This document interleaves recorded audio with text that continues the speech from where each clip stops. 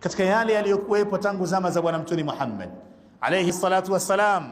Mtume akayapiga vita kwa sababu si katika itikadi za sawa, lakini kwa masikitiko makubwa bado hayo yanaendelea mpaka zama hizi.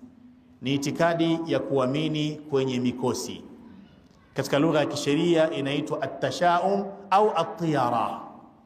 Hii ni itikadi waliokuwa nayo fil ahdi al-jahili kabla mab'athi rasulillah sallallahu alayhi wasallam, kabla ya kutumilizwa kwa bwana mtume Muhammad alayhi salatu wassalam. Itikadi ya kuamini kwenye mikosi ilikuwa imeenea sana, imeshamiri sana, ilikuwa ni itikadi maarufu mno wakati huo. Ilikuwaje? Kana al-insanu yatawaqqa'u ash-sharr binaan ala shay'in ra'ahu au sautan sami'ahu. Mtu alikuwa anaamini kwamba huenda ukatokea ubaya fulani, shari fulani, kwa kuwa tu kuna kitu amekisikia au kuna kitu amekiona. Bwana mtume Muhammad alayhi salatu wasalam akalipiga vita hili, tena kwa sauti ya juu, bali akalihesabu kuwa ni katika ushirikina. Akasema alayhi salatu wasalam, at-tiyaratu shirkun, kuamini kwenye mikosi ni ushirikina. Na Waarabu katika aina ya mikosi waliokuwa wanaiamini ni itikadi yao walioihusisha na ndege, kiasi ya kwamba mmoja wao anapotoka kwenye mlango wa nyumba yake anachukua ndege anamrusha juu. Yule ndege akiruka upande wa kulia anasema leo kwangu ni siku njema, lakini ndege akiruka upande wa kushoto anasema siku ya leo si siku nzuri. Inawezekana asitoke nyumbani, asifungue biashara yake, akiamini kwamba kwa kuwa ndege aliyemrusha ameruka upande wa kushoto, hii ni ishara kwamba siku hiyo kwake si siku nzuri.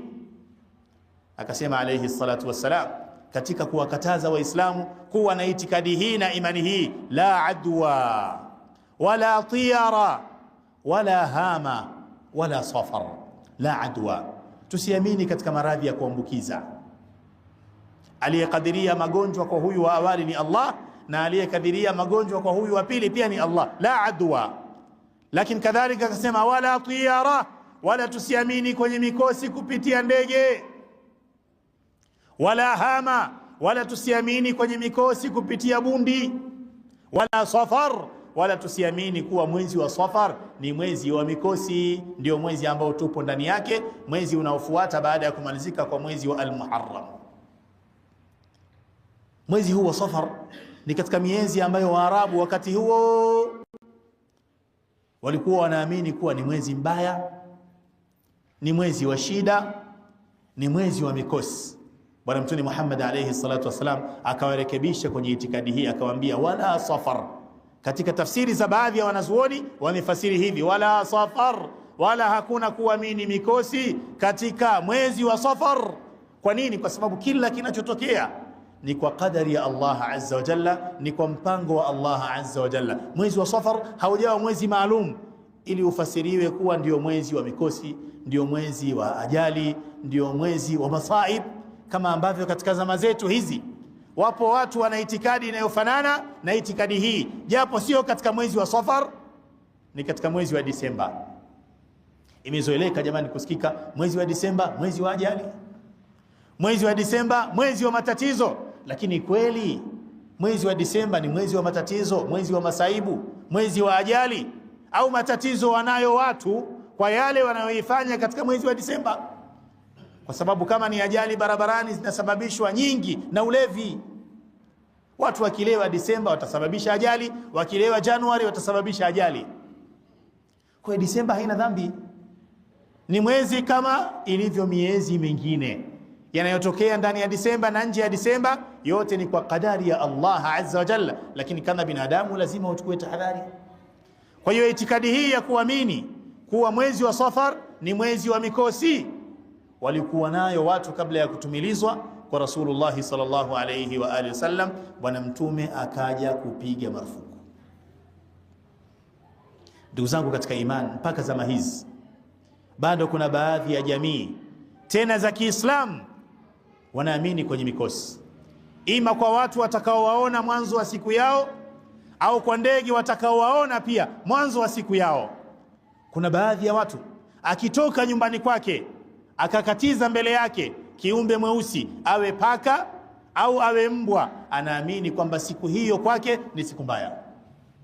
Kuna mwingine akitoka hatua 1 2 3 akajikwaa, hasa mguu wa kushoto, anaamini pia kwamba siku hiyo kwake ni siku mbaya, kama kazini haendi, kwenye biashara pia haendi. Kuna tofauti gani kwenye itikadi hii na itikadi ya ndege iliyokuwa inaaminika kabla ya kutumilizwa kwa Bwana Mtume Muhammadin sallallahu alayhi wa alihi wasallam? Zote hizi ni sawa, na zote hizi zinaingia katika ile itikadi ya kuamini mikosi iliyopigwa vita na Bwana Mtume Muhammadin sallallahu alayhi wa alihi wasallam. Mara nyingine kana binadamu, kuna mambo yanatokea, unapata uzito kusonga mbele, ukiamini kwamba huenda hii ni tafsiri kwamba kuna kitu kibaya kitatokea, kuna jambo baya litatokea. Mara nyingine inakujia hii kama binadamu, sema jinsi leo ilivyo, kwa vitu ulivyoviona, kwa vitu ulivyovisikia, unasema yamkini leo ikawa si siku nzuri. Sasa msikilize Bwana Mtume Muhammad alayhi salatu wassalam, kama hisia hizi huwa zinakutokea wakati mwingine.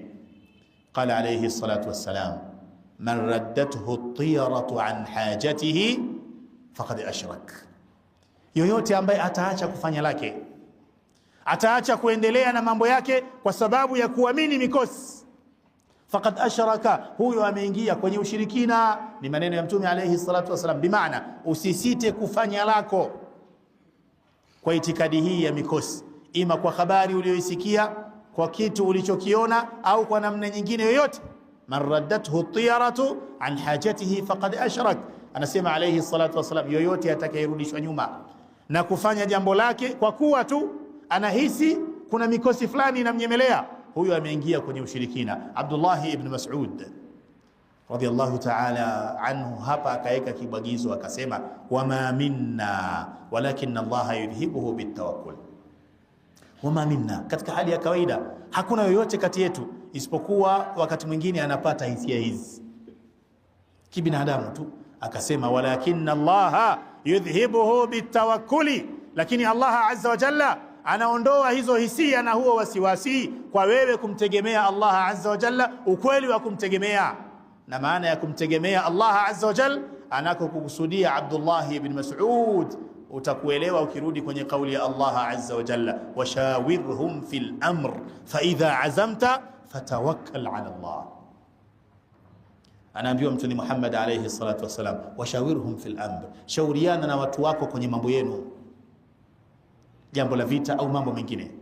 Fa idha azamta fatawakkal ala Allah, unapoazimia kufanya tawakkal, mtegemee Allah azza wa jalla, endelea kulifanya lile ambalo umekusudia kulifanya, na wala usirudishwe nyuma.